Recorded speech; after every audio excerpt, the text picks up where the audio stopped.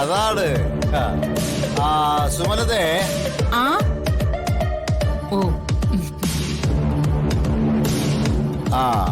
ഇവര് രാഷ്ട്രീയത്തിലെ സുഹൃത്തുക്കളാണ്.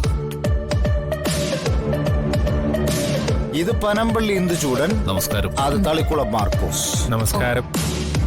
രണ്ടുപേരും എന്റെ പിന്നിൽ ശക്തമായിട്ട് ഉറച്ചു നിൽക്കുന്നവരാണ്. ചിലരതിനെ ഗ്രൂപ്പ് എന്നൊക്കെ പറയും. ആ ഉറപ്പ് ഒന്നുകൂടി കൂട്ടി ഉറപ്പിക്കാനാ ഞങ്ങൾ വന്നത്. സന്തോഷം. ഇത് സുമലത, എന്റെ നല്ല പാതി.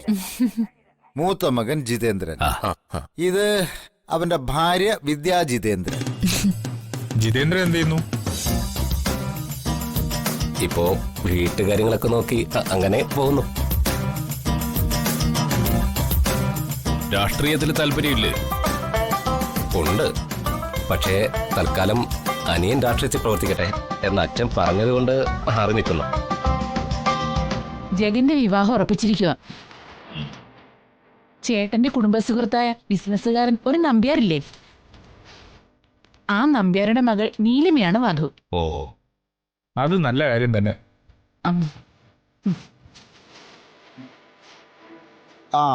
മോനെ ജഗ, വാ.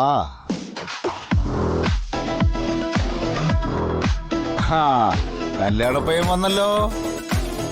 മോനെ, നിന്നെ പരിചയപ്പെടാൻ കൂടിയ ഇവര് വന്നിരിക്കുന്നത്.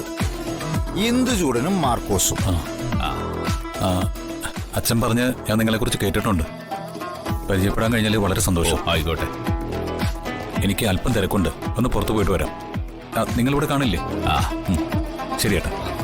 ജഗന്നിക്ക്, നീയും നീലിമയായിട്ടുള്ള വിവാഹത്തെ കുറിച്ചാണ് ഞങ്ങൾ സംസാരിച്ചുകൊണ്ടിരിക്കുന്നത്. അതിനിടയിൽ നീ ഇതെങ്ങോട്ടാ പോകുന്നേ? അച്ഛാ, എനിക്കൊന്ന് രണ്ട് പരിപാടികളുണ്ട്. എടാ, നീ ഇപ്പൊ എങ്ങും പോകുന്നില്ല. എല്ലാത്തിനും മര്യാദ വേണ്ടേ? കല്യാണം ഉറപ്പിച്ചു വെച്ചിരിക്കുന്ന ചെക്കനാ. ഇനി ഇങ്ങനെ കളിച്ചു നടത്താനൊന്നും ശരിയാവത്തില്ല.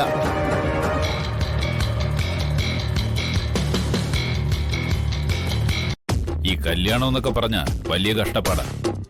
പ്രത്യേകിച്ച് കുറുപ്പ് സാറിന്റെ വീട്ടിലെ കല്യാണം ആവുമ്പോ ആഡംബരം വല്ലതും കുറയ്ക്കാൻ പറ്റുമോ? ക്ഷമിക്കണം, എനിക്കിഷ്ടമില്ലാത്തൊരു വിവാഹത്തിന് വേണ്ടി ഒരുക്കങ്ങളൊന്നും വേണ്ട.